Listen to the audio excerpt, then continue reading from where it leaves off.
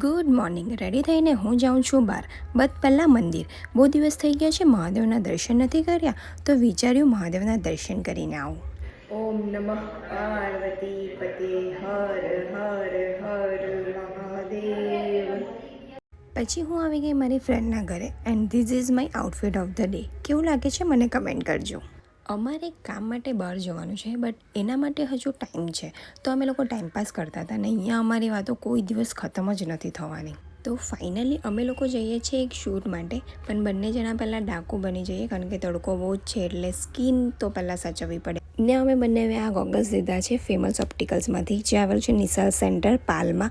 અને કામ કર્યા પછી ભૂખ કોને નહીં લાગે, એટલે અમે લોકો આવ્યા છે પાણીપુરી ખાવા. યે ટેસ્ટી ટેસ્ટી. ઘરે આવીને હું શિવમ પાસે ચંપી કરાવું છું અને એઝ યુઝ્યુઅલ એને શરમ આવે છે. જો કેમેરાથી કેટલો શરમાય છે અને એ કેટલા નાટક કરે છે. તો એની સાથે આજનો વ્લોગ અહીંયા જ પૂરો કરીએ.